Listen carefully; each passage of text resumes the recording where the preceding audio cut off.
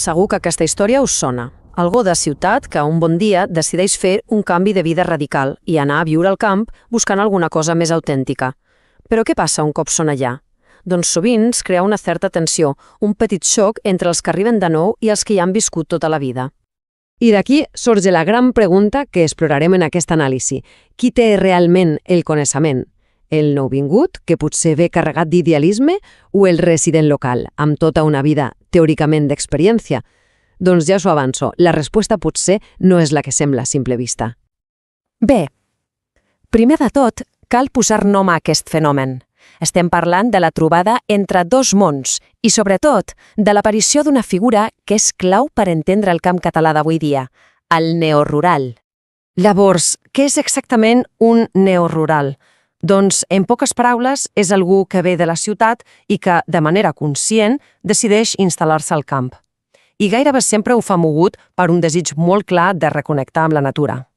Aquesta situació porta gairebé sempre un estereotip enganxat, oi? La idea que la gent del poble té una mena de saviesa antiga, ancestral, sobre la terra, mentre que la persona que arriba de ciutat és un ignorant que no sap res de res. Però és realment així? Sobretot aquí, a Catalunya? Anem a investigar-ho. Vinga, comencem a gratar una mica. Anem a desmuntar el primer gran mite, el de la tradició. De veritat, els pagesos que s'han quedat al camp han pogut conservar aquelles pràctiques ancestrals que tots tenim al cap? O potser la realitat és una altra de molt diferent? Fixeu-vos bé en aquest contrast, perquè és brutal.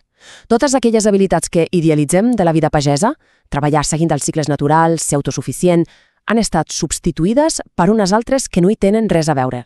Avui dia, ser pagès s'assembla molt més a gestionar una petita empresa que cap altra cosa. I atenció, perquè aquest canvi no va passar de la nit al dia, ni de bon tros. Ha estat un procés molt llarg que comença fa més d'un segle.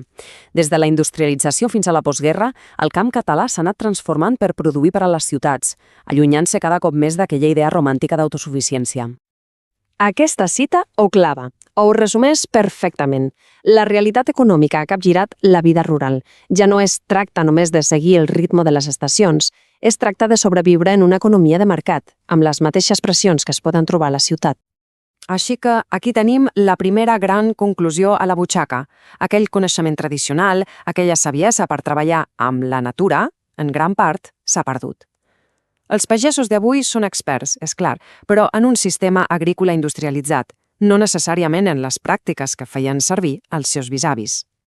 D'acord, si la saviesa tradicional ja no és tan present al camp, què passa amb el coneixement que porten els neorurals des de la ciutat? Analitzem ara aquesta idea de la natura que es gesta precisament a les urbs. I aquí ens trobem amb una paradoxa fascinant. A mesura que la gent de ciutat es desconnectava de la terra, menys horts, menys contacte directe, va ser justament a les ciutats on va néixer i créixer la preocupació per protegir el medi ambient. És curiós, oi? I aquesta preocupació urbana no es va quedar en una idea abstracta, no. Es va traduir en coses molt concretes. Van néixer noves disciplines científiques, es va impulsar la recerca a les universitats, van aparèixer documentals que ens van obrir els ulls i van sorgir moviments activistes molt potents. Tot això amb el motor a la ciutat. Però clar, aquí hi ha un punt clau. Ser conscient d'un problema, com pot ser la degradació del medi ambient, i saber analitzar-lo no significa automàticament que tinguis la solució correcta i, sobretot, pràctica. I aquest en el coneixement que ve de la ciutat pot trobar el seu límit. Sembla que, en afitxar aquesta vida ideal en harmonia amb l'entorn, l'anàlisi teòrica pot pecar de poc realista i acabar proposant solucions que a l'hora de la veritat no s'han provat mai sobre el terreny. La qual cosa ens obliga a plantejar-nos una pregunta una mica incòmoda. Aquestes idees que neixen en un entorn més aviat acadèmic, més teòric, són realment aplicables a la realitat, sovint molt dura i complexa del dia a dia al camp? Bé, hem vist que ni el coneixement tradicional del local ni el coneixement teòric de l'urbanita són per si sols la resposta completa. Llavors, on ens porta tot això? Doncs a un lloc molt interessant, un punt de partida que és, sorprenentment, compartit. Aquesta Paula ho resumeix a la perfecció. Encara que vinguin de llocs molt diferents, tant el neorural com el pagès local que vol fer les coses d'una altra manera, es troben en una situació molt similar. Un té molta teoria però poca pràctica. L'altre té una pràctica molt industrial que vol deixar enrere. La conclusió? En el fons, tots dos han de començar o recomençar, pràcticament des de zero.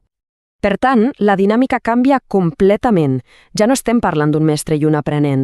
Més aviat tenim dos aprenents, un al costat de l'altre, començant un nou camí per redescobrir com treballar la terra d'una altra manera. I aquí arribem a la idea fonamental, al moll de l'os de tota aquesta anàlisi. La noció que un grup té tota la saviesa i l'altre no en té gens és senzillament falsa. Quan parlem de trobar maneres més sostenibles de viure al camp o de recuperar les antigues, tots dos grups parteixen, en essència, de la mateixa línia de sortida. Així que acabem amb una pregunta per a la reflexió. Si el coneixement del passat ja no és una via directa i les solucions teòriques encara no són del tot fiables, qui té la responsabilitat i l'oportunitat d'escriure el futur del nostre camp? Potser la resposta no està en un grup o en l'altre, sinó precisament en la col·laboració entre tots dos.